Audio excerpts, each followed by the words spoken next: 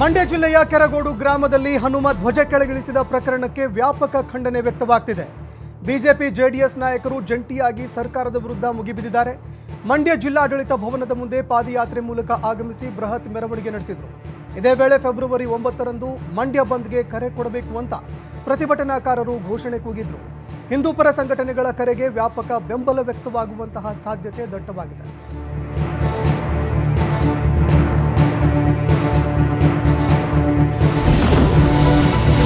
ಮಂಡ್ಯದ ಕೆರಗೋಡು ಗ್ರಾಮದಲ್ಲಿ ಹನುಮ ಧ್ವಜ ವಿವಾದ ತಾರಕಕ್ಕೇರಿದ್ದು, ಜೆಡಿಎಸ್ ಬಿಜೆಪಿ ಪಾದಯಾತ್ರೆ ವೇಳೆ ಶಾಸಕ ರವಿಕುಮಾರ್ ಗಣಿಗ ಅವರ ಫ್ಲೆಕ್ಸ್ಗೆ ಬೆಂಕಿ ಹಚ್ಚಲಾಗಿದೆ.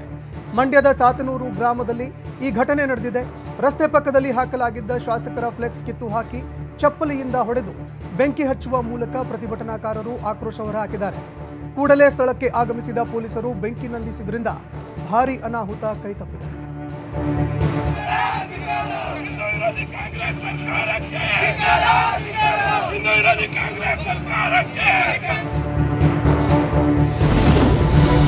ಮಂಡ್ಯ ಜಿಲ್ಲೆಯ ಕೆರಗೋಡು ಗ್ರಾಮದಲ್ಲಿ ಹನುಮ ಧ್ವಜ ಸಂಘರ್ಷ ಹಿನ್ನೆಲೆ ಬೆಂಗಳೂರಿನ ಮೈಸೂರು ಬ್ಯಾಂಕ್ ಸರ್ಕಲ್ನಲ್ಲಿ ಬಿಜೆಪಿ ಕಾರ್ಯಕರ್ತರು ಪ್ರತಿಭಟನೆ ನಡೆಸಿದರು. ಧರಣಿ ವೇಳೆ ಪ್ರತಿಭಟನಾಕಾರರು ಹಾಗೂ ಪೊಲೀಸರ ನಡುವೆ ತಳ್ಳಾಟ, ನೂಕಾಟ, ವಾಗ್ವಾದ ನಡೆದಿತ್ತು. ಪ್ರತಿಭಟನೆ ಜೋರಾಗ್ತಾ ಇದ್ದಂತೆ ಕಾರ್ಯಕರ್ತರನ್ನ ಪೊಲೀಸರು ವಶಕ್ಕೆ ಪಡೆದುಕೊಂಡರು. ಬಳಿಕ ಆ ಎಲ್ಲಾ ಮುಖಂಡರನ್ನ ಬಿಡುಗಡೆಗೊಳಿಸಲಾಯಿತು.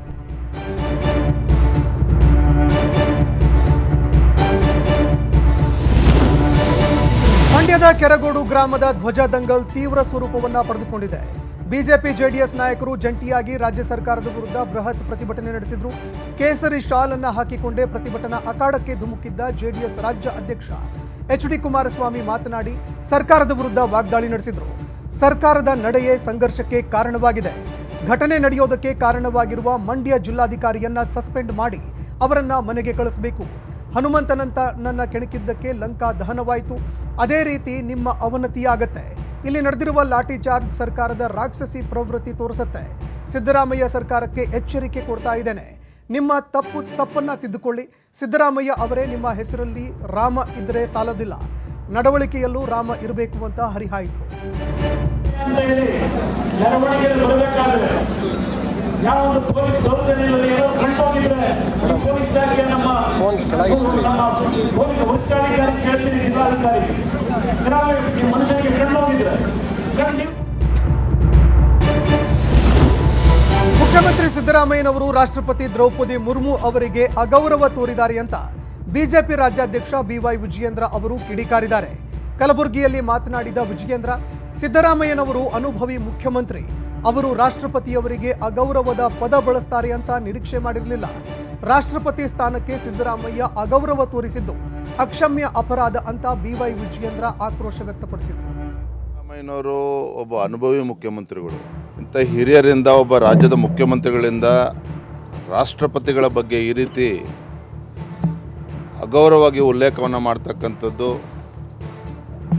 ನಿಜವಾಗ್ಲೂ ಕೂಡ ಯಾರೂ ಕೂಡ ನಿರೀಕ್ಷಣೆ ಮಾಡಿರಲಿಲ್ಲ. ಮುಖ್ಯಮಂತ್ರಿಗಳು ಯಾಕೆ ಅವ್ರ ಬಾಯಿಂದ ಈ ಪದಗಳು ಹೊರಡ್ತು ಅಂತಕ್ಕಂಥದ್ದು ನಿಜವಾಗ್ಲೂ ಕೂಡ ಆಶ್ಚರ್ಯ. ಕೆರಗೋಡು ಹನುಮ ಧ್ವಜ ತೆರವು ಪ್ರಕರಣ ತೀವ್ರ ಸ್ವರೂಪ ಪಡೆದುಕೊಳ್ತಾ ಇದ್ದು, ಈ ಸಂಬಂಧ ಮಾಜಿ ಸಚಿವ ಸಿಟಿ ರವಿ ಆಕ್ರೋಶ ಹೊರಹಾಕಿದ್ದಾರೆ. ಮಂಡ್ಯದಲ್ಲಿ ಮಾತನಾಡಿದ ಅವರು, ಕಾಂಗ್ರೆಸ್ನವರು ರಾಜಕೀಯ ಕಾರಣಕ್ಕಾಗಿಯೇ ಹನುಮ ಧ್ವಜವನ್ನ ಕೆಳಗಿಳಿಸಿದ್ದಾರೆ. ರಾಷ್ಟ್ರಧ್ವಜಕ್ಕಿಂತಲೂ ಹನುಮ ಧ್ವಜ ಬಹಳ ಮುಖ್ಯ. ಯಾಕಂದ್ರೆ ಹನುಮ ಧ್ವಜ ನಮ್ಮ ಭಕ್ತಿ. ಮೊದಲಿನಿಂದಲೂ ಹಿಂದೂ ವಿರೋಧಿಯಾಗಿಯೇ ಕಾಂಗ್ರೆಸ್ ಬರ್ತಾ ಇರೋದು. ಹಾಗಾಗಿ ಇದೇನೂ ಹೊಸದಲ್ಲ. ನಮ್ಮ ಹಿಂದೂಗಳ ಭಾವನೆಗೆ ಧಕ್ಕೆ ತರುವ ಕೆಲಸವನ್ನ ಕಾಂಗ್ರೆಸ್ ಸರ್ಕಾರ ಮಾಡ್ತಿದೆ. ಆದರೆ ನಾವು ಯಾರು ಇಲ್ಲಿ ರಾಜಕೀಯವನ್ನ ಮಾಡೋದಕ್ಕೆ ಬಂದಿಲ್ಲ. ಈಗ ಸ್ತಂಭದಿಂದ ಕೆಳಗಿರಿಸುವ ಹನುಮ ಧ್ವಜವನ್ನ ಮತ್ತೆ ಏರಿಸಿ ಕಾಂಗ್ರೆಸ್ನವರು ಕ್ಷಮಾಪಣೆ ಕೇಳಬೇಕು ಅಂತ ಕಿಡಿಕಾರಿದ್ದಾರೆ. ಯಾವ ರಾಜಕೀಯ ಲಾಭ ಪಡೆಯೋಕೆ ಧ್ವಜ ಕಿತ್ತಾಕಿದ್ರು. ಧ್ವಜ ಇಳಿಸದೇ ಇದ್ರೆ ನಾವಿವತ್ತು ಮಂಡ್ಯಕ್ಕೆ ಬರ್ತಿದ್ವಾ, ನಾವು ಹೋರಾಟ ಮಾಡ್ತಿದ್ವಾ? ಆ ಪಾಪಿಗಳು ಉತ್ತರ ಕೊಡಲಿ. ನಿಮ್ಗೆ ಈ ಪಾಪದ ಕೆಲಸ ಮಾಡೋದಕ್ಕೆ ನಿಮಗೆ ಯಾವ ಭೂತ ಹೊಕ್ಕಿ ಕೆಲಸ ಮಾಡಿದಿರಿ? ದುರುಪಯೋಗ ಪಡಿಸ್ಕೊಳ್ತಿರೋದು ಕಾಂಗ್ರೆಸ್. ಅವರಿಗೆ ಜನ ಕೊಟ್ಟ ಅಧಿಕಾರವನ್ನು ದುರುಪಯೋಗ ಪಡಿಸ್ಕೊಳ್ತಿದ್ದಾರೆ. ನೀವು ಹನುಮಧ್ವಜವನ್ನು ಕಿತ್ತು ಹಾಕಿ ಅಂತ. ಮಂಡ್ಯದ ಕೆರಗೋಡಿನಲ್ಲಿ ದುರುದ್ದೇಶದಿಂದ ಹನುಮ ಧ್ವಜವನ್ನ ಇಳಿಸಿದ್ದಾರೆ ಅಂತ ಸಂಸದ ಬಿವೈ ರಾಘವೇಂದ್ರ ಹೇಳಿಕೆ ಕೊಟ್ಟಿದ್ದಾರೆ. ಶಿವಮೊಗ್ಗದಲ್ಲಿ ಮಾತನಾಡಿದ ಅವರು, ರಾಷ್ಟ್ರಧ್ವಜ ಹಾರಿಸಿದ್ದಕ್ಕೆ ನಮ್ಮ ಆಕ್ಷೇಪವೇನಿಲ್ಲ. ಈ ರೀತಿ ಅಧಿಕಾರ ದುರ್ಬಳಕೆಯಿಂದ ಹಿಂದುತ್ವವನ್ನ ಅಳಿಸಿ ಹಾಕುವ ನಿಮ್ಮ ಯತ್ನ ನಡೆಯೋದಿಲ್ಲ. ಹಿಂದುತ್ವವನ್ನ ಅಳಿಸುವ ನಿಮ್ಮ ಕನಸು ಈಡೇರೋದಿಲ್ಲ. ಕಾಂಗ್ರೆಸ್ ತನ್ನ ತುಷ್ಟೀಕರಣ ರಾಜಕಾರಣದಿಂದ ಒಂದೆರಡು ರಾಜ್ಯದಲ್ಲಿ ಅಧಿಕಾರದಲ್ಲಿದೆ. ಮುಂದೆ ಅಲ್ಲೂ ಅಧಿಕಾರವನ್ನ ಕಳೆದುಕೊಳ್ಳುತ್ತೆ. ಹೀಗೆ ಮಾಡಿದ್ರೆ ದೇಶದಲ್ಲಿ ಕಾಂಗ್ರೆಸ್ ಪಕ್ಷ ನಾಶವಾಗಲಿದೆ ಅಂತ ಕಿಡಿಕಾರಿದ್ದಾರೆ. ಅಂತ ನಿಮ್ಮ ಅಧಿಕಾರದ ದರ್ಪದಿಂದ ಏನೇ ದಬ್ಬಾಳಿಕೆ ಮಾಡಿಕೊಂಡು ಹಿಂದುತ್ವವನ್ನು ಅಳಿಸ್ಬೇಕು ಅಂತೇಳಿ ನಿಮ್ಮ ಏನು ಮನಸ್ಸಲ್ಲಿದ್ದರೆ ಅದು ನಿಮ್ಮ ಕನಸದು. ಯಾವುದೇ ಕಾರಣಕ್ಕೂ ಕೂಡ ಅದು ಆಗಲಿಲ್ಲದ ವಿಚಾರ. ಯಾಕೆಂದರೆ ಇಡೀ ರಾಷ್ಟ್ರ ಇವತ್ತು ಮೋದಿಜಿ ಅವರ ನೇತೃತ್ವದಲ್ಲಿ ಹಿಂದುತ್ವದ ಅಡಿಯಲ್ಲಿ ಈ ದೇಶದಲ್ಲಿ ವಾಸ ಮಾಡ್ತಿರೋ ನಾವೆಲ್ಲರೂ ಕೂಡ ಹಿಂದೂಗಳು. ಆ ಒಂದು ಧ್ವಜಕ್ಕೆ ಅವಮಾನ ಆಗದ ರೀತಿಯಲ್ಲಿ ಇವತ್ತು ಅದಕ್ಕೆಲ್ಲ ರೀತಿಯಿಂದ ಶಕ್ತಿ ಸಿಗ್ತಿರ್ತಾ ಈ ಸಂದರ್ಭದಲ್ಲಿ ಇವತ್ತು ಕಾಂಗ್ರೆಸ್ಸಿನ ಒಂದು ತುಷ್ಟೀಕರಣ ರಾಜಕಾರಣದಿಂದ ಈಗಾಗಲೇ ದೇಶದಲ್ಲಿ ಎರಡು ರಾಜ್ಯದಲ್ಲಿ ಉಳಿಯುವಂಥ ಒಂದು ಪರಿಸ್ಥಿತಿ ಇವತ್ತು ಬಂದಿದೆ. ಹೀಗೆ ಮಾಡಿದ್ರೆ ಇಡೀ ದೇಶ ಕಾಂಗ್ರೆಸ್ಸೇತರ ಒಂದು ಪಕ್ಷ. ಮಂಡ್ಯ ಜಿಲ್ಲೆಯ ಕೆರಗೋಡಿನಲ್ಲಿ ಹನುಮ ಧ್ವಜ ತೆರವು ಪ್ರಕರಣ ಸಂಬಂಧ ಶ್ರೀರಾಮ ಸೇನೆ ಮುಖಂಡ ಪ್ರಮೋದ್ ಮುತಾಲಿಕ್ ಪ್ರತಿಕ್ರಿಯೆ ಕೊಟ್ಟಿದ್ದಾರೆ. ಈ ಬಗ್ಗೆ ಬಾಗಲಕೋಟೆಯಲ್ಲಿ ಮಾತನಾಡಿದ ಅವರು, ಧ್ವಜ ವಿಚಾರಕ್ಕೆ ಯಾರೂ ದೂರು ಕೊಟ್ಟಿಲ್ಲ. ಇನ್ನು ಅದೇ ರೀತಿಯಾಗಿ ಸರ್ಕಾರ ಈ ರೀತಿಯಾಗಿ ಮಾಡಿರುವಂಥದ್ದು ಸರಿಯಲ್ಲ ಅಂತ ಪ್ರತಿಕ್ರಿಯೆ ಕೊಟ್ಟಿದ್ದಾರೆ. 2 ದಿನದ ಹಿಂದೆ ಮಂಡ್ಯ ಜಿಲ್ಲೆ ಕೆರಗೋಡು ಗ್ರಾಮದಲ್ಲಿ ಹನುಮ ಧ್ವಜ ಹಾಕಿದ್ದನ್ನು ಕಾಂಗ್ರೆಸ್ ಸರ್ಕಾರ ಅದನ್ನು ಬೇಜವಾಬ್ದಾರಿಯಿಂದ ತೆಗೆದು ಹಾಕಿದ್ದಾರೆ. ಅದು ಯಾರಿಗೂ ತೊಂದರೆ ಕೊಟ್ಟಿರಲಿಲ್ಲ, ಯಾರೂ ಕಂಪ್ಲೇಂಟು ಕೊಟ್ಟಿರಲಿಲ್ಲ, ಏನೂ ಗಲಭೆನೂ ಆಗಿರಲಿಲ್ಲ. ಸೊ ಏಕಾಏಕಿ ಅದನ್ನು ತೆಗೆದು ಹಾಕಿದ್ದು ಅಕ್ಷಮ್ಯ ಅಪರಾಧವನ್ನು ಮಾಡಿ.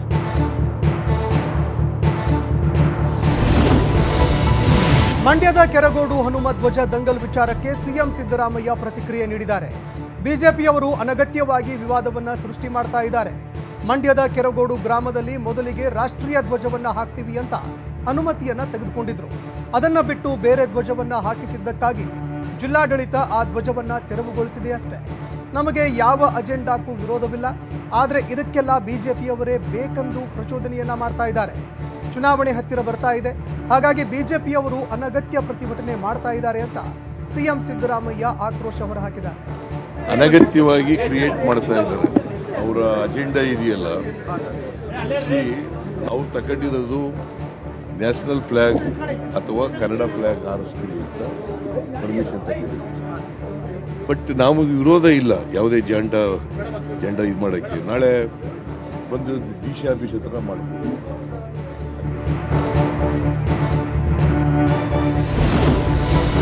ಮಂಡ್ಯ ಜಿಲ್ಲೆಯ ಕೆರಗೋಡಿನಲ್ಲಿ ಹನುಮ ಧ್ವಜ ವಿವಾದಕ್ಕೆ ಬಿಜೆಪಿ ಪ್ರತಿಭಟನೆಯನ್ನ ಮಾಡ್ತಾ ಇರುವ ಹಿನ್ನೆಲೆ ದೇವರ ಹೆಸರಿನಲ್ಲಿ ರಾಜಕೀಯ ಮಾಡೋದು ಸರಿಯಲ್ಲ ಅಂತ ಸಚಿವ KH ಮುನಿಯಪ್ಪ ಪ್ರತಿಕ್ರಿಯೆ ನೀಡಿದ್ದಾರೆ. ನಮ್ಮ ಭಾರತ ಜಾತ್ಯತೀತ ರಾಷ್ಟ್ರ, ಇಲ್ಲಿ ಎಲ್ಲಾ ಧರ್ಮಗಳ ಜನ ನೆಲೆಸಿದ್ದಾರೆ. ನಾವೆಲ್ಲ ಅಣ್ಣ ತಮ್ಮಂದಿರಂತೆ ಬಾಳಬೇಕು. ಸಿದ್ಧಾಂತ ಮೇಲೆ ರಾಜಕಾರಣ ಮಾಡಬೇಕು. ದೇವರ ಹೆಸರಿನಲ್ಲಿ ರಾಜಕಾರಣ ಮಾಡೋದು ಸೂಕ್ತವಲ್ಲ ಅಂತ ಸಚಿವ KH ಮುನಿಯಪ್ಪ ಹೇಳಿಕೆ ಕೊಟ್ಟಿದ್ದಾರೆ. ಹೆಸರಲ್ಲಿ ರಾಜಕೀಯ ಮಾಡೋದು ಸೂಕ್ತವಲ್ಲ. ಭಾರತ ದೇಶ ಒಂದು ಜಾತ್ಯತೀತ ರಾಷ್ಟ್ರ. ಈ ರಾಷ್ಟ್ರದಲ್ಲಿ ಎಲ್ಲ ವರ್ಗದ ಜನರು ಇದ್ದಾರೆ, ಎಲ್ಲ ಧರ್ಮದ ಜನರು ಇದ್ದಾರೆ. ವ್ಯವಸ್ಥೆ ವಿಚಾರದಲ್ಲಿ ಬಿಜೆಪಿ ನಾಯಕರ ಪ್ರತಿಭಟನೆಗೆ ಸಚಿವ ಪ್ರಿಯಾಂಕ್ ಖರ್ಗೆ ಆಕ್ರೋಶ ಹೊರಹಾಕಿದ್ದಾರೆ. ಈ ಬಗ್ಗೆ ಎಕ್ಸ್ ಖಾತೆಯಲ್ಲಿ ಪೋಸ್ಟ್ ಹಂಚಿಕೊಂಡಿರುವ ಸಚಿವರು, ಕೋಮು ಸೌಹಾರ್ದವನ್ನ ಕೆಡಿಸಲು ಬಿಜೆಪಿ ಹುನ್ನಾರ ಮಾಡ್ತಾ ಇದೆ. ಕರಾವಳಿಯನ್ನ ಸಂಪೂರ್ಣವಾಗಿ ಕೋಮು ಪ್ರಯೋಗ ಶಾಲೆ ಮಾಡಿದ್ದಾಯಿತು. ಈಗ ಮಂಡ್ಯದಲ್ಲಿ ಪ್ರಯೋಗ ಶಾಲೆ ಮಾಡಲು ಹುನ್ನಾರ ರೂಪಿಸುತ್ತಿದೆ. ಸಮಾಜ ಶಾಂತಿಯುತವಾಗಿರೋದು ಬಿಜೆಪಿಯವರಿಗೆ ಬೇಕಿಲ್ಲ. ಬಿಜೆಪಿಯವರಿಗೆ ಮಿನಿಮಮ್ ಕಾಮನ್ ಸೆನ್ಸ್ ಇಲ್ಲ. ಬೇಕಂತಲೇ ಕಾಂಟ್ರವರ್ಸಿಗಳನ್ನು ಮಾಡ್ತಾ ಇದ್ದಾರೆ. ಆದರೆ ಅವರ ಕುತಂತ್ರಗಳಿಗೆ ನಾವು ಬಗ್ಗೋದಿಲ್ಲ ಅಂತ ಆಕ್ರೋಶ ಹೊರಹಾಕಿದ್ದಾರೆ.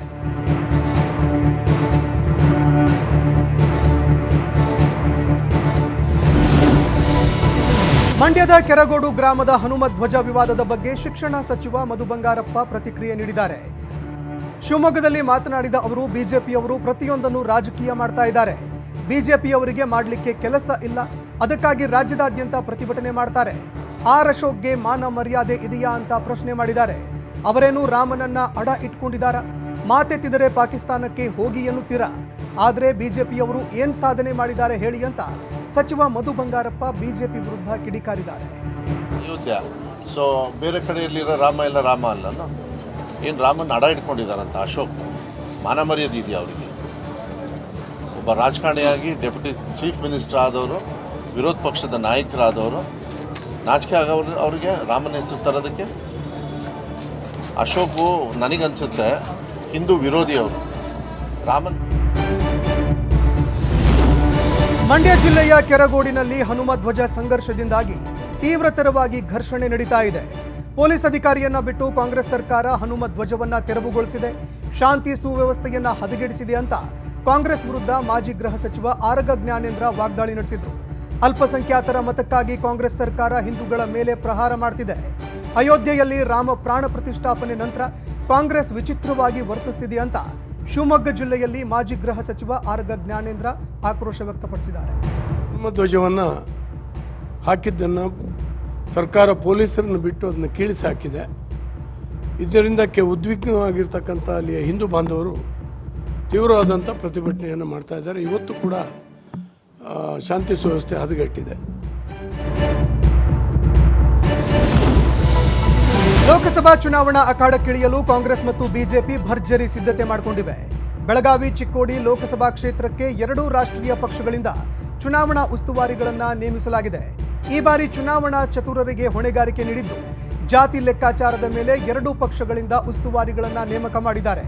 ಕಾಂಗ್ರೆಸ್ನಿಂದ ಬೆಳಗಾವಿಗೆ ಸಚಿವ ಸತೀಶ್ ಜಾರಕಿಹೊಳಿ ಹಾಗೂ ಚಿಕ್ಕೋಡಿ ಕ್ಷೇತ್ರಕ್ಕೆ ಸಚಿವೆ ಲಕ್ಷ್ಮೀ ಹೆಬ್ಬಾಳ್ಕರ್ರನ್ನ ನೇಮಕ ಮಾಡಲಾಗಿದೆ. ಇತ್ತ ಬಿಜೆಪಿಯಿಂದ ಬೆಳಗಾವಿಗೆ ವೀರಣ್ಣ ಚರಂತಿಮಠ ಹಾಗೂ ಚಿಕ್ಕೋಡಿಗೆ ಅಭಯ್ ಪಾಟೀಲ್ ಉಸ್ತುವಾರಿಯಾಗಿದ್ದಾರೆ. ಜಾತಿ ಲೆಕ್ಕಾಚಾರದ ಮೇಲೆ ಎರಡೂ ಪಕ್ಷಗಳಿಂದ ಉಸ್ತುವಾರಿಗಳನ್ನು ನೇಮಕ ಮಾಡಲಾಗಿದೆ.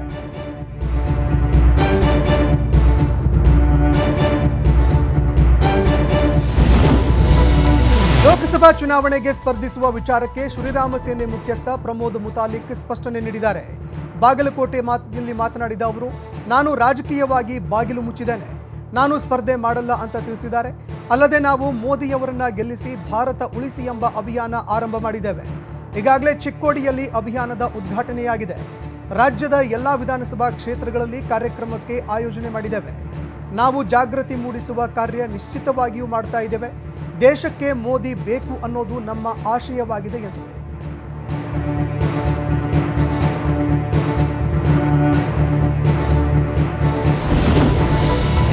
ಐಎನ್ಡಿಎ ಕೂಟದಲ್ಲಿ ಬಿರುಕು ವಿಚಾರದ ಬಗ್ಗೆ ಸಂಸದ ಬಿವೈ ರಾಘವೇಂದ್ರ ಪ್ರತಿಕ್ರಿಯೆ ನೀಡಿದ್ದಾರೆ. ಶಿವಮೊಗ್ಗದಲ್ಲಿ ಮಾತನಾಡಿದ ಅವರು, ಕಾಂಗ್ರೆಸ್ ಒಂದನ್ನ ಬಿಟ್ಟು ದೇಶದಲ್ಲಿ ಇರುವ ಎಲ್ಲ ಪಕ್ಷಗಳು ಒಂದಾಗಿವೆ.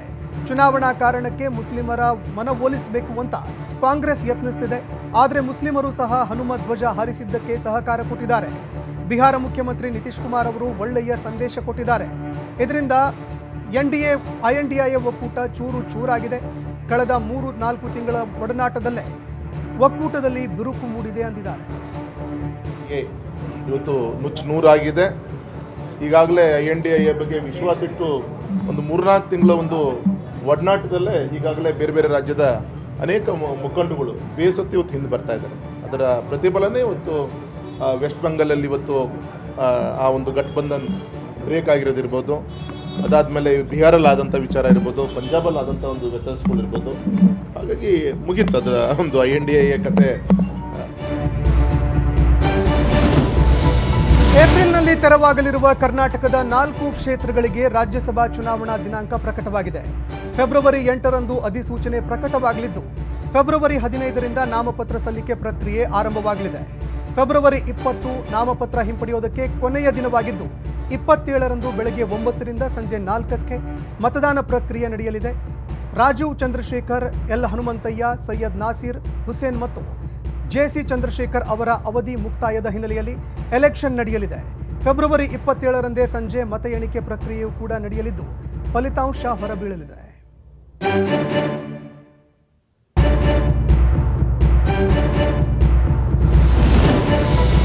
ಶಾಲಾ ವಾಹನ ಹಾಗೂ ಟ್ರ್ಯಾಕ್ಟರ್ ನಡುವೆ ಭೀಕರ ಅಪಘಾತ ಸಂಭವಿಸಿ 4 ವಿದ್ಯಾರ್ಥಿಗಳು ದುರ್ಮರಣ ಹೊಂದಿರುವ ಘಟನೆ ಬಾಗಲಕೋಟೆಯ ಆಲಗೂರು ಗ್ರಾಮದ ಸಮೀಪ ನಡೆದಿದೆ. ವರ್ಷದ ಶ್ವೇತಾ, 17 ವರ್ಷದ ಸಾಗರ್ ಕಡಗೋಳ ಮತ್ತು ಬಸವರಾಜ್ ಕೂಟಗಿ, ಗೋವಿಂದ್ ಜಂಬಗಿ ಮೃತ ದುರ್ದೈವಿಗಳು. 8ಕ್ಕೂ ಅಧಿಕ ವಿದ್ಯಾರ್ಥಿಗಳಿಗೆ ಗಂಭೀರ ಗಾಯಗಳಾಗಿದೆ. ಇವರನ್ನ ಜಮಖಂಡಿ ಸರ್ಕಾರಿ ಆಸ್ಪತ್ರೆಗೆ ದಾಖಲಿಸಲಾಗಿದೆ. ಆಸ್ಪತ್ರೆಗೆ ಶಾಸಕ ಜಗದೀಶ್ ಗುಡಗುಂಟಿ ಭೇಟಿ ನೀಡಿ ಯೋಗಕ್ಷೇಮ ವಿಚಾರಿಸಿ ಮೃತರ ಕುಟುಂಬಕ್ಕೆ ಸಾಂತ್ವನ ಹೇಳಿದ್ದಾರೆ.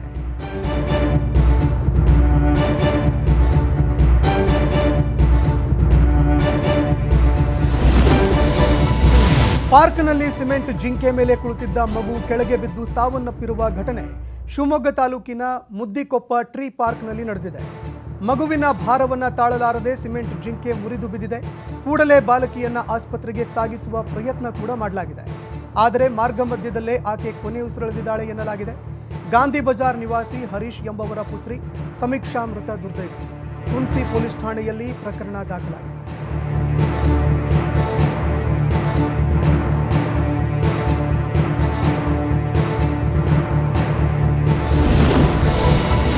ದಕ್ಷಿಣ ಕನ್ನಡ ಜಿಲ್ಲೆಯ ಸಮೀಪ ವೇಣೂರು ವ್ಯಾಪ್ತಿಯಲ್ಲಿ ಸಂಭವಿಸಿದ ಪಟಾಕಿ ದುರಂತದಲ್ಲಿ 3 ಕಾರ್ಮಿಕರು ಮೃತಪಟ್ಟಿದ್ದಾರೆ. ಪಟಾಕಿ ಗೋದಾಮಿನಲ್ಲಿ ಯಾವುದೇ ಮುಂಜಾಗ್ರತಾ ಕ್ರಮಗಳನ್ನು ಅಳವಡಿಸಿರಲಿಲ್ಲ ಅಂತ ಜಿಲ್ಲಾ ಪೊಲೀಸ್ ವರಿಷ್ಠಾಧಿಕಾರಿ ರಿಷ್ಯಂತ್ ಮಾಹಿತಿ ಕೊಟ್ಟಿದ್ದಾರೆ. ಮೃತ ಕಾರ್ಮಿಕರ ಮನೆಯವರಿಗೆ ಮಾಹಿತಿ ತಿಳಿಸಲಾಗಿದ್ದು DNA ಪರೀಕ್ಷೆ ಮೂಲಕ ಕಾರ್ಮಿಕರ ಗುರುತು ಪತ್ತೆ ಹಚ್ಚಲಾಗುತ್ತೆ ಅಂತ ಪೊಲೀಸ್ ವರಿಷ್ಠಾಧಿಕಾರಿ ರಿಷ್ಯಂತ್ ಮಾಹಿತಿ ತಿಳಿಸಿದ್ದಾರೆ.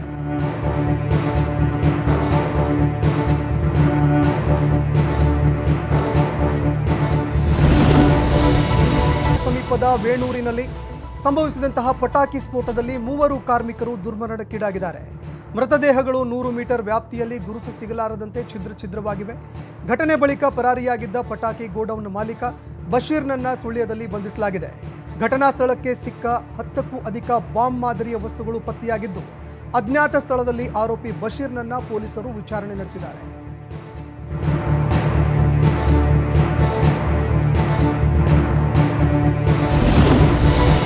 ವಿಜಯಪುರ ಜಿಲ್ಲೆಯ ತಿಕೋಟ ಪಟ್ಟಣದ ಬನಶಂಕರಿಯಲ್ಲಿ ಮಹಾಶಾಂತಿ ಎಂಬವರ ಮನೆ ಮುಂದೆಯೇ ಇರುವಂತಹ ವಿದ್ಯುತ್ ಟ್ರಾನ್ಸ್ಫಾರ್ಮರ್ ಸ್ಫೋಟಗೊಂಡಿದೆ.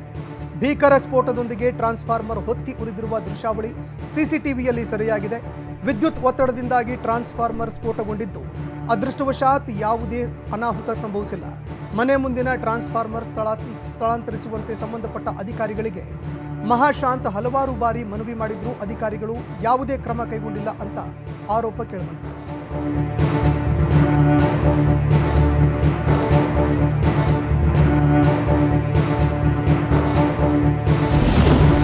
ಚಿಕ್ಕಮಗಳೂರು ನಗರದ ಹೊರವಲಯದ ಮುಕ್ತಿಹಳ್ಳಿ ಸುತ್ತಮುತ್ತ 30 ಕಾಡಾನೆಗಳ ಹಿಂಡು ಬೀಡು ಬಿಟ್ಟಿವೆ.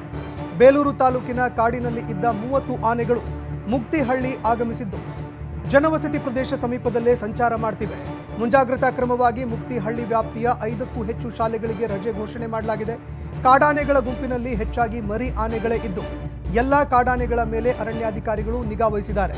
ಸುತ್ತಮುತ್ತಲ ಗ್ರಾಮಸ್ಥರಲ್ಲಿ ಆತಂಕದ ವಾತಾವರಣ ಸೃಷ್ಟಿಯಾಗಿದ್ದು ಕಾಡಾನೆಗಳನ್ನು ಕಾಡಿಗಟ್ಟಲು ಅರಣ್ಯ ಅಧಿಕಾರಿಗಳು ಕಾರ್ಯಾಚರಣೆ ಮುಂದುವರಿಸಿದ್ದಾರೆ.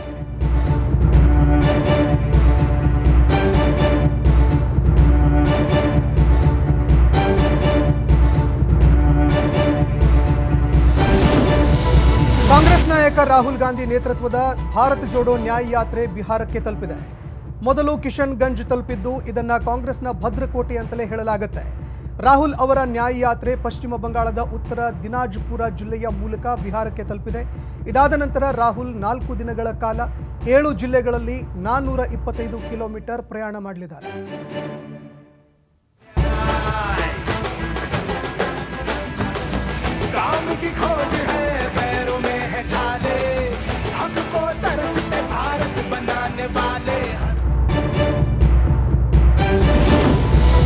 ಚೀನಾದ ಮಹತ್ವಾಕಾಂಕ್ಷಿಯ ಬೆಲ್ಟ್ ಆ್ಯಂಡ್ ರೋಡ್ ಇನಿಷಿಯೇಟಿವ್ ಯೋಜನೆ ಜಾರಿಗೆ ನೇಪಾಳದ ಕೊನೆಯ ಹೆಜ್ಜೆಯನ್ನು ಹಾಕ್ತಾ ಇದೆ. RBI ಅನುಷ್ಠಾನದ ಯೋಜನೆಗೆ ನೇಪಾಳ ಮತ್ತು ಚೀನಾ ಬಹಳ ಶೀಘ್ರದಲ್ಲಿಯೇ ಸಹಿ ಹಾಕಲಿವೆ ಅಂತ ನೇಪಾಳದ ಉಪ ಪ್ರಧಾನಿ ನಾರಾಯಣ್ ಕಾಜಿ ಶ್ರೇಷ್ಠ ಹೇಳಿದ್ದಾರೆ. ಇದರೊಂದಿಗೆ 7 ವರ್ಷದ ಹಿಂದೆ ಆದಂತಹ ಒಪ್ಪಂದ ಜಾರಿಯಾಗುವ ಕಾಲ ಸನ್ನಿಹಿತವಾಗಿದೆ.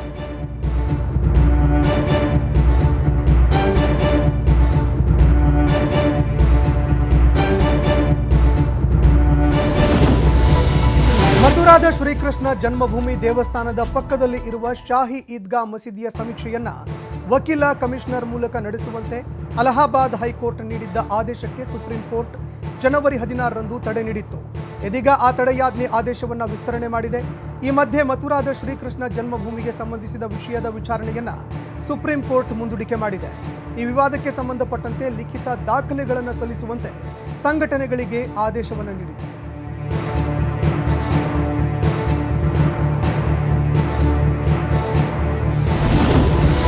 ಮಾಲ್ಡೀವ್ಸ್ ಸಂಸತ್ತಿನಲ್ಲಿ ಸಂಸದರ ನಡುವೆ ಮಾರಾಮಾರಿ ನಡೆದಿದೆ.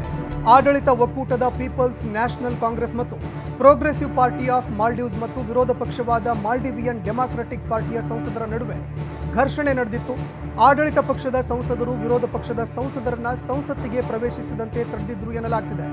ಮಾಲ್ಡೀವ್ಸ್ ಸಂಸತ್ತಿನಲ್ಲಿ ಬಹುಮತ ಹೊಂದಿರುವ ಎಂಡಿಪಿ ಆಡಳಿತ ಪಕ್ಷದ 4 ಸದಸ್ಯರಿಗೆ ಮುಯಿಜ್ ಸಂಪುಟಕ್ಕೆ ಸೇರಲು ಅನುಮೋದನೆ ನೀಡಲು ನಿರಾಕರಿಸಿದ ನಂತರ ಈ ಘಟನೆ ನಡೆದಿದೆ.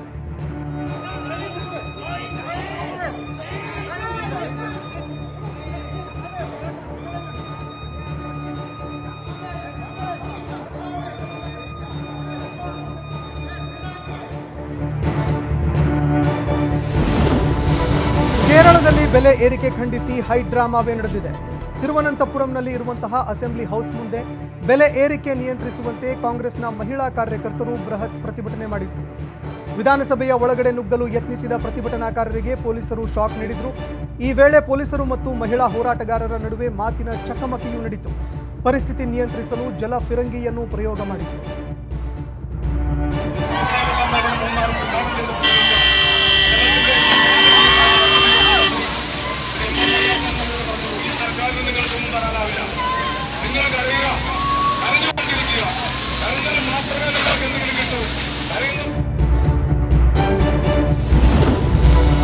ಹೆದ್ದಾರಿಯಲ್ಲಿ ಸಂಚರಿಸುವಾಗ ವೋಲ್ವೋ ಎಲೆಕ್ಟ್ರಿಕ್ ಕಾರು ಧಗಧಗನೆ ಹೊತ್ತಿ ಉರಿದಿರುವ ಘಟನೆ ಛತ್ತೀಸ್ಗಢದಲ್ಲಿ ನಡೆದಿದೆ.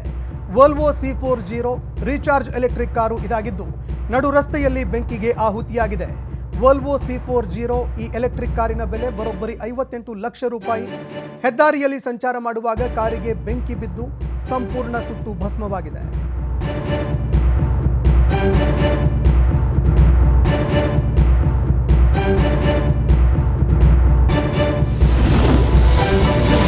ಎಪ್ಪತ್ತೈದನೇ ವರ್ಷದ ಗಣರಾಜ್ಯೋತ್ಸವ ಸಂಭ್ರಮ ಹಿನ್ನೆಲೆಯಲ್ಲಿ ದೆಹಲಿಯ ವಿಜಯ್ ಚೌಕ್ನಲ್ಲಿ ಬೀಟಿಂಗ್ ದಿ ರಿಟ್ರೀಟ್ ಸಮಾರೋಪ ನಡೆದಿದೆ.